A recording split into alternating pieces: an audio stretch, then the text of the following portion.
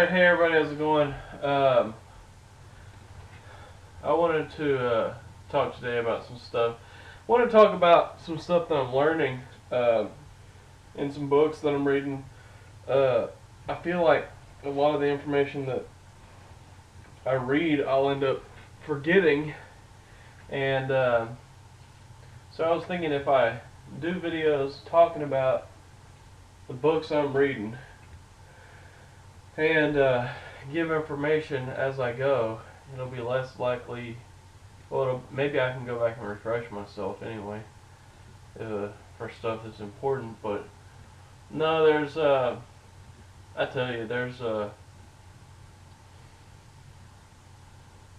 lot of stuff I'm reading about right now.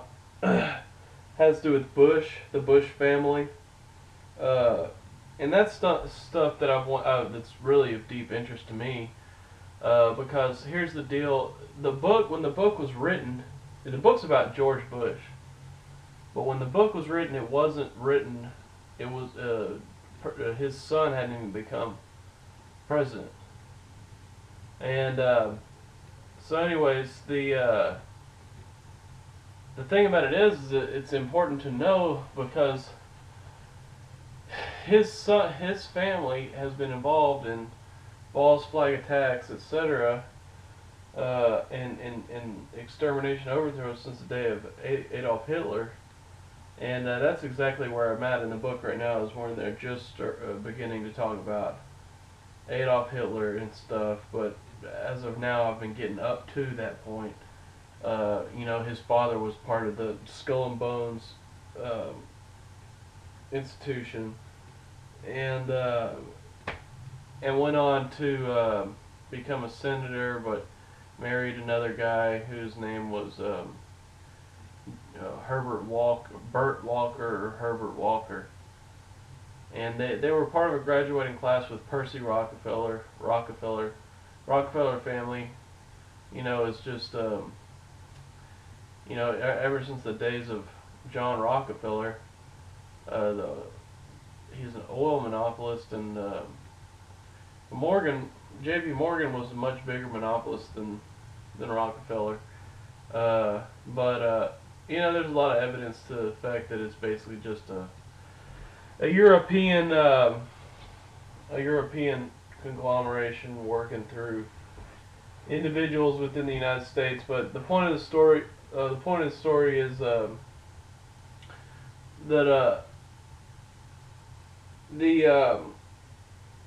I probably need to move this chair.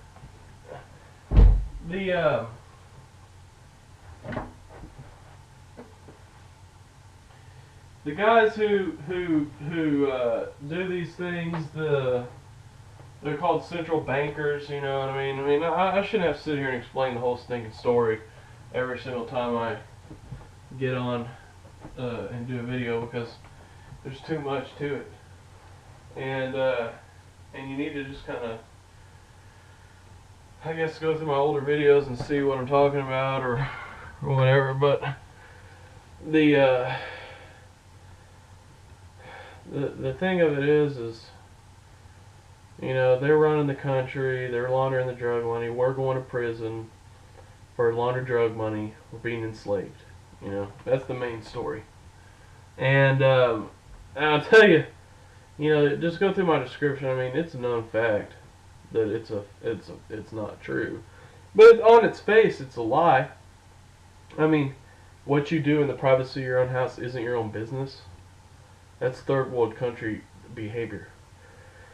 And I'll tell you, this country's lost, man. And it's the same thing as what happened in Nazi Germany.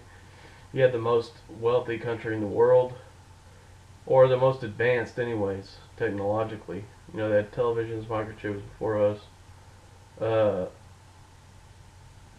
becoming an implosion site. The United States, I think, is a pretty powerful country, pretty good. I mean, as far as things are concerned, I mean, I think we did have the first airplane. I don't know, you can't say. I mean, there's been theories about airplanes forever, but it's it's just a pretty halfway decent country. You know, it's a new country. It's not that great of a country, to be honest with you, but it's a new country, and you know, the case is, you know, that civilizations collapse from the moment that they're established, and this country is newer. So, you know, there's a lot of precedents that have been set with other countries that it took a long time to set in the United States, but they've set these precedents so hard. And now the precedent is that the United States is just basically a nuclear test site where they just blast us into oblivion with GMOs, you know, artificial foods. And what my main concern is with the war on drugs too, is because it's it's it's got more people in prison for the creation of crime than the crime itself. You can't have any type of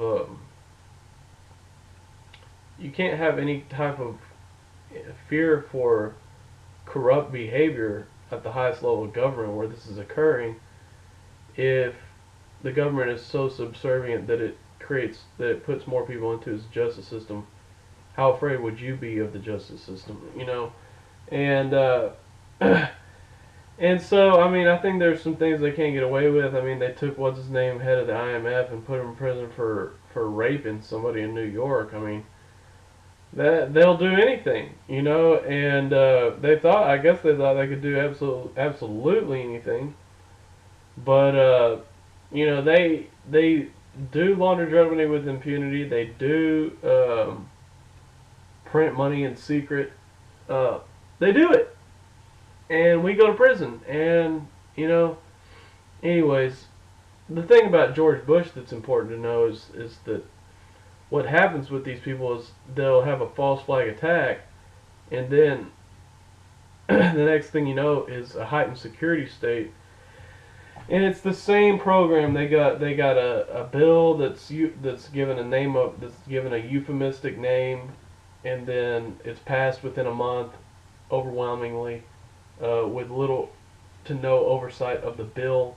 There wasn't even a single copy of the Patriot Act in place.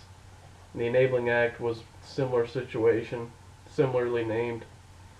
And then the next thing they do, they rip out the Constitution, and the next thing they do is they start exterminating people. In the United States, we have lots of camps set up next to railroad tracks, and there's coffins everywhere, hundreds of thousands of coffins. And just go to my video, Ron Paul on field camps, has about coming up on 300,000 views. And just look and see how many coffins there are, you know. And you know, it's not a good thing. You know, it's not a good thing that they want to kill us. And so, you know, another thing is I want to know who George Bush is. I want to know who his family is. I want to know how far it goes. And it looks like it just goes back as far as Samuel Bush, but you can't ever know. I mean, there's something here that says that he's a cousin of Queen Elizabeth. You know, I don't know. You know what I mean? Who knows? You know, but I mean, it definitely goes all the way back to the Queen. I mean, that's for sure. Or the monarchy. And then it goes to the little oligarchs that are all over Europe, like Rothschild. And that the whole thing is I forget what you call it, but it's a monarchy. I mean, you have, you know, stratospheres of influence, and, you know, dukes and all this kind of crap that goes on over there. And I mean, I think they disbanded the Australian government in the 1970s over some revelations for NSA satellite images that were coming in from of the United States from a hub that was taking place in Australia. The Prime Minister began talking about it, and if I'm not mistaken, I think it was Queen Elizabeth, somebody subservient to her came over and disbanded the Australian government, and literally took a sitting Prime Minister and took him out. And I think they have the authority to do that under the, because it's a constitutional monarchy. And anyways, you just have to understand that, you know, their government is at least some form of a republic, or some form of a constitution. You know, since they reinvoked jury system. You know, that was before America was established. You know, and so.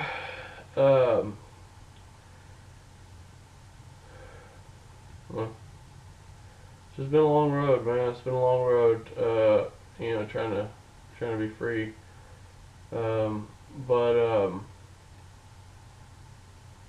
yeah, that's what I'm doing right now, man. Is you know, seeing how they came along, and man, I tell you, what it was somehow or another, his grandfather Samuel Bush, Prescott Bush's father, became a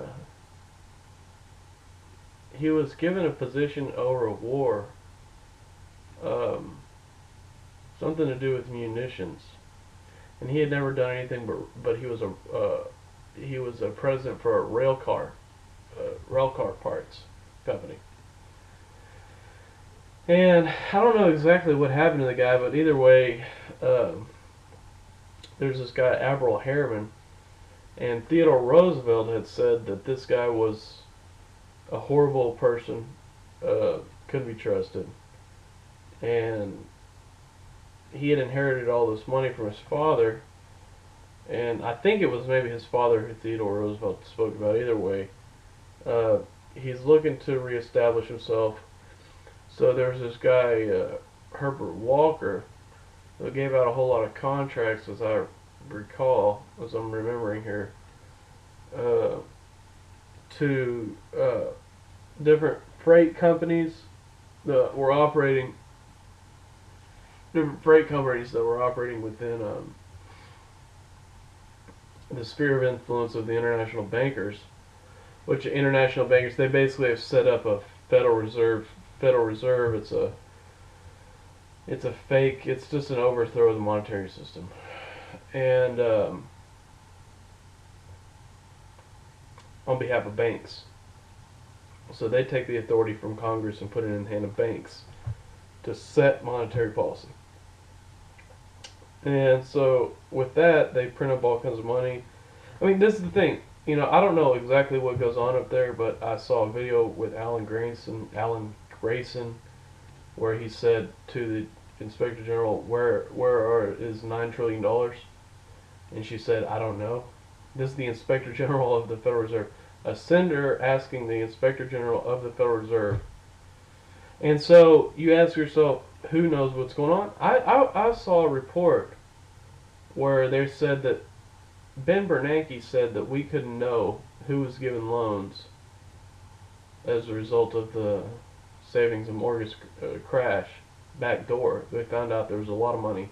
I think they found out how much, or they didn't find out how much, but they found out about 16 trillion that I'm aware of.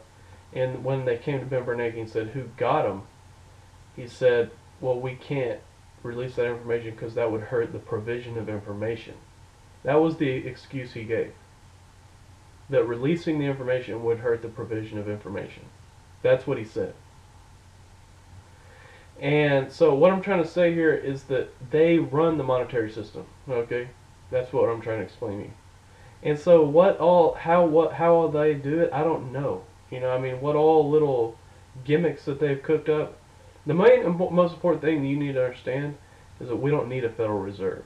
We don't need a Federal Reserve. We don't need a central bank. Okay? Because the only thing that needs to happen is we have bills within our government, roads, bridges, etc. Congress sits down and says, okay, well, that's the bill, let's pay it. And then Congress allocates the funds. That's all that's necessary. We don't need a bank to handle that for us. That's a lie. That was a conspiratorial act against this country. And if I could just go into all that, I mean, I'd be here talking all night, you know. But either way, this family basically, he there was some kind of interview that Prescott Bush did where he said, basically, Burt Walker was a big mover and shaker for these people. Prescott Bush got a hold of Burt Walker and said, I need, I need you to help me, get things moving in my direction.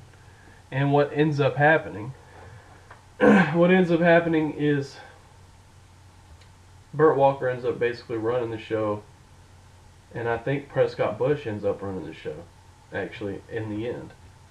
And Burt Walker kind of takes it back.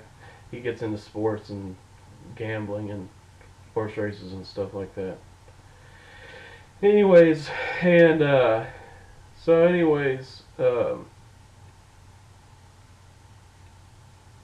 he basically runs the bank. And at one point, the bank is indicted for trading with the enemy for holding Nazi funds. And see, this is where everything kind of gets mixed up for me. Thyssen, this guy's named Fritz Thyssen, he's involved. He was supposedly the foreign national who... so I'm going to have to get this thing connected in my head a little bit better. This is another good reason for me to talk about it, because there's a lot of people involved, and I need to figure out, I've kind of connected some stuff here, but now I'm getting into Thyssen and stuff, and I still don't know what his role in all this was. Hopefully this is going to start coming clear. I'm not very far into the book. I'm only about not that far into the book. But I'll just say this. They're definitely up to no good. I've kind of covered that.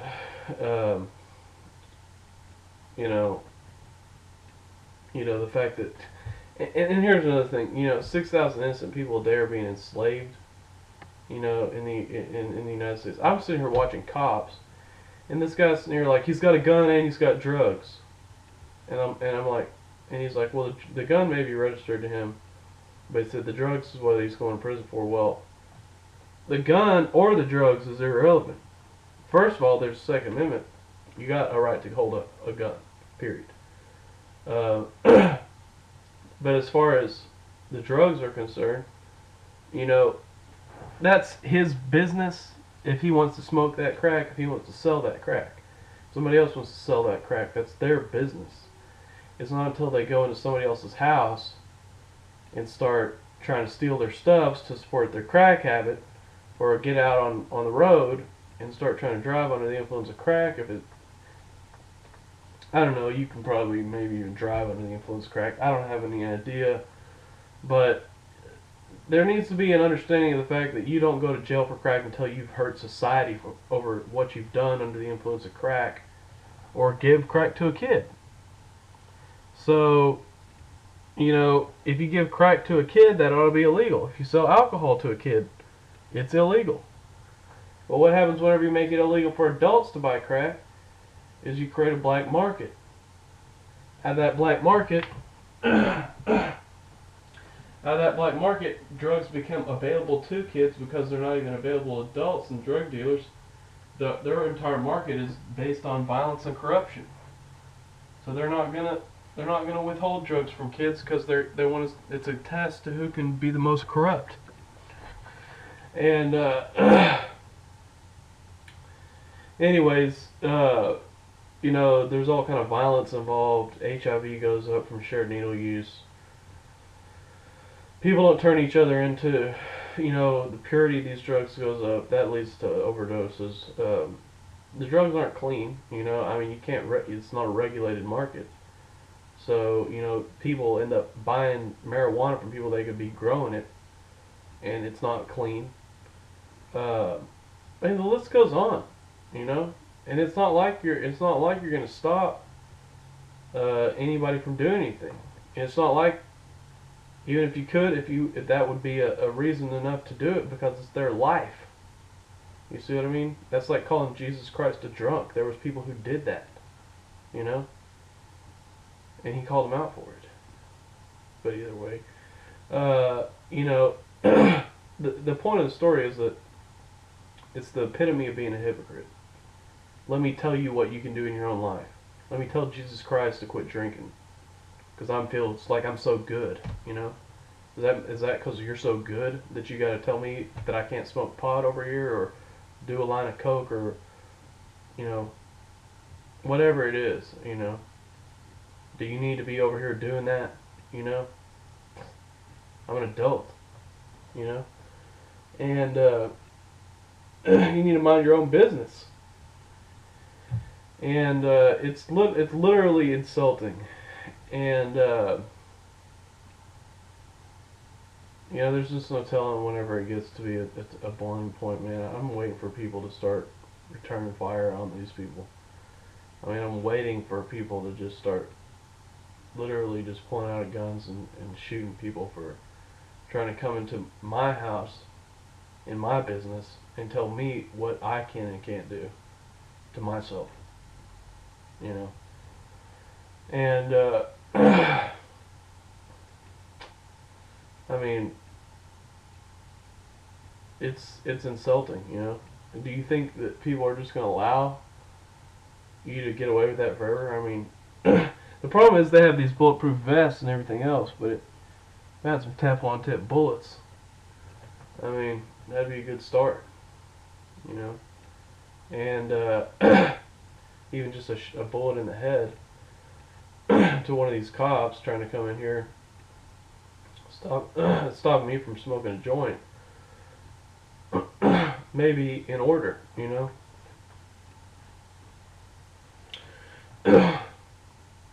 I mean, it probably is, to be honest with you, because, excuse me, I have to get some water here, because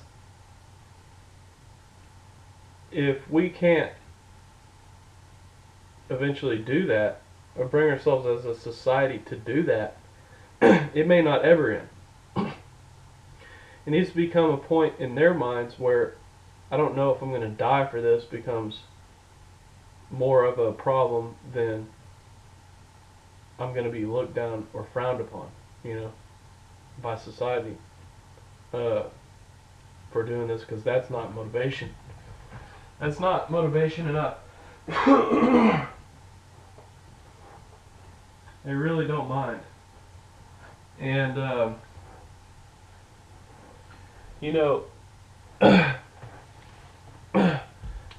it's just who they are, man. And, anyways, I don't think I'm going to be able to do this any longer, but, you know, it's a shameless group, and they're worthless. You know, they're absolutely worthless. They are absolutely worthless. Going around, going into people's houses, harassing them about what they're doing in their own houses, enslaving people, enslaving people, enslaving people, enslaving people, enslaving people, enslaving people, enslaving people. And you know, it's like, look at the description. I mean, look what the Drug Enforcement Administration has recorded under drug prohibition. Nothing but a steady increase in the overall use of drugs.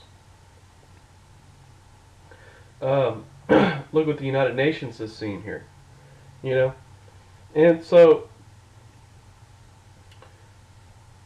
of course, you know that it's a lie. I mean, of course, you know that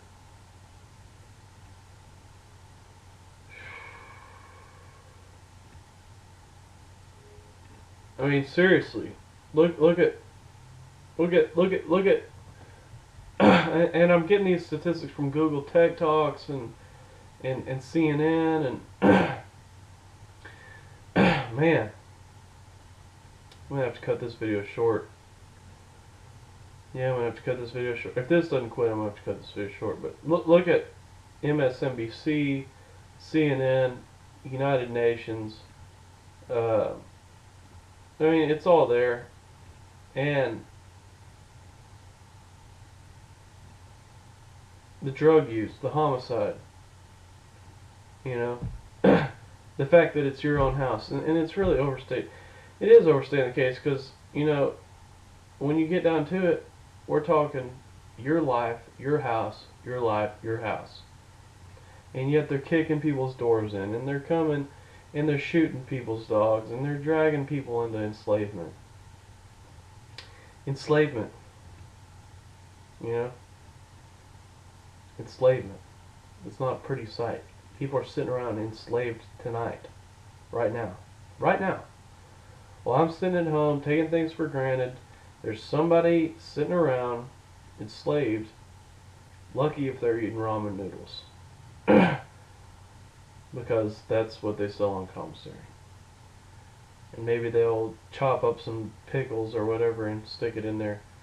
And, you know, and they're sitting there just basically whining and pissing and moaning about how they don't want to be enslaved. They're calling it imprisoned, you know, in jail. I wish I wasn't in jail.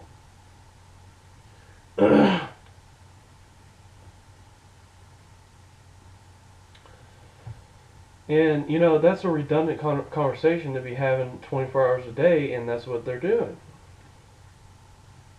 Because it sucks in there. And I personally feel bad. I feel bad for them. You know what I mean? I feel bad about the fact that's going on right now. I feel bad about it. I feel guilty that I'm not standing out in the street with a sign like, "Come on, man, stop." You know what I mean? Because it's just too much, man.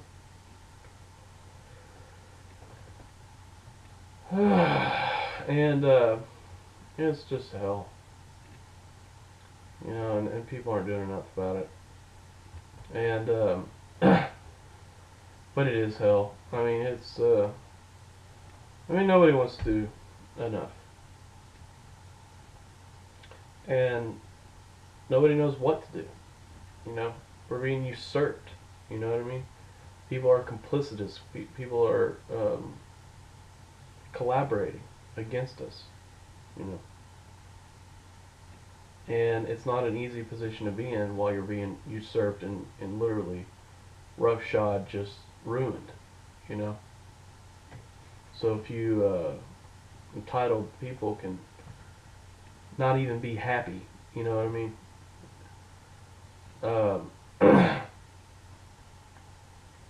Because that's not fulfillment, you know. To literally run roughshod over people. I know what fulfillment is. Fulfillment is doing even just a little bit to try to help people.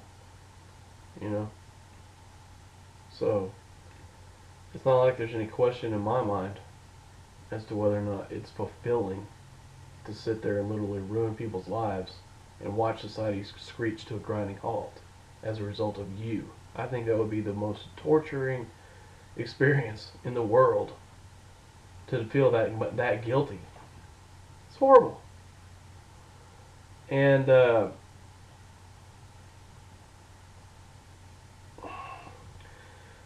for just your little petty desires, you know, for your narcissistic, misguided beliefs.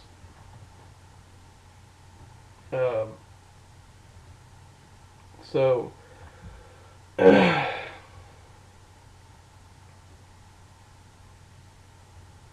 anyways, it's a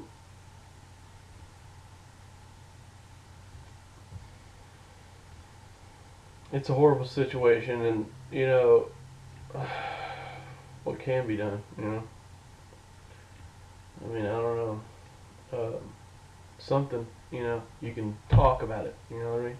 And myself, I need to get my printouts again and just start going through the statistics over and over again until I just drive people crazy with it. You know, I don't know what I'm gonna do. I mean, that's what it feels like. That's what it drives me crazy. You know, I can't just go through this crap over and over again. It will drive me crazy. But you know, I'm gonna have to. I really am. I'm just gonna have to do it. And because this isn't cool. You know what I mean? This isn't cool to have 6,000 innocent people enslaved in America every day. To have more people held in captivity than any country in the world, including China. That's not okay. Alright, let me try to explain that to you.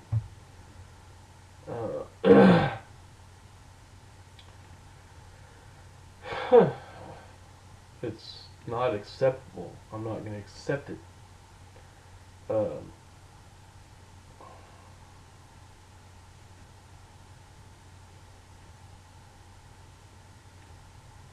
don't know. That's all I have to say. But yeah, they're doing it, and Prescott Bush basically, you know, complicitous to the end. You know what I mean? His dad basically had a little rubber factory, and he went to work there, and then it got bought out, and then he was working for somebody else, and he was about to move, and that's when Herbert Walker or Harriman, I think it was Herbert Walker, which is his father-in-law, took him in and made him a partner, senior executive in a multinational bank, which it was basically just a big just a big front company for some international bankers probably. But I mean, there's all kinds of weird stuff about him. He's definitely been vetted from the beginning. I mean, Skull and Bones alone. I don't know if you're in Skull and Bones, you're only chosen. And you know, when he was 23 years old, there was some kind of story where there was a grenade that was lobbed in. It was lobbed into this. There was supposedly a grenade that was lobbed in, and he took his bayonet and knocked it away like a baseball bat or something.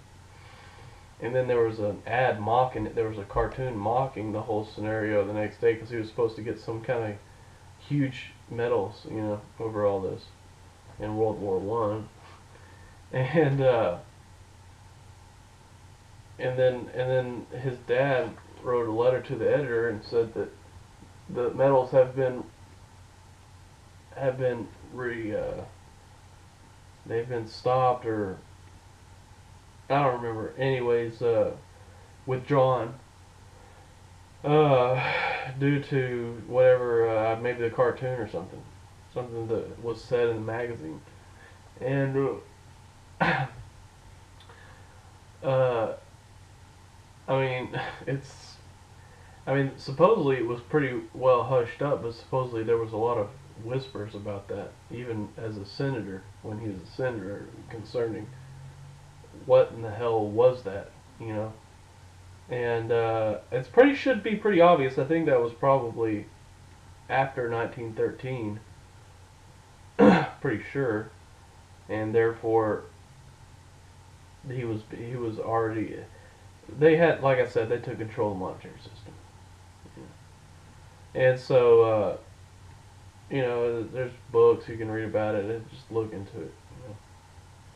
Oh, but you know, saying 9/11's innocent, I mean, you can't even hardly just say it. I mean, they did go to work on that. I gotta admit, I mean, they really did, and I mean, clips were withdrawn from NIST. You know, where you can hear the sound of explosions before World Trade Center 7 collapsed. But they screwed up and gave themselves away too. Because they said World Trade Center 7 has collapsed by BBC before it even collapsed. The clip was ended. It was cut short before the building was allowed to collapse behind her, having, you know, the fact that she had already said it. Then there was clips later released where you can actually hear the popping. Because that's the one thing I couldn't find. Was there was this guy, and he would try to refute everything that was said about the building collapse. And he would say, this is what a building sounds like when it collapses. And it would be pop, pop, pop, pop, pop, pop, pop, pop, pop. And it would sound like almost gunfire. And I was like, man, how would they get away with doing this without that sound? And guess what? I finally found it. So if you go through my playlist, World Trade Center 7, in my video, Ron Paul and FEMA camps, you can find it. You can find it, a lot of stuff on that. And you can go through, I mean, there's documentaries like Project for a New American Century. Radar blips disappeared from screens because they were downing actual jets and taking CIA or Air Force painted jets, and they were flying those buildings into those buildings with remote control. And they've had plans in place to do that since the 1960s, declassified CIA documents. And so, man, it's crazy. It's crazy, And so it's not a coincidence that Payne Stewart happened to be one of them. That was either to spark outrage, or they just didn't like him because they thought he was too uppity because he didn't dress like other people. They want to kill him. And so that's the kind of stuff that's going on. And anyways, I think I'm done for now.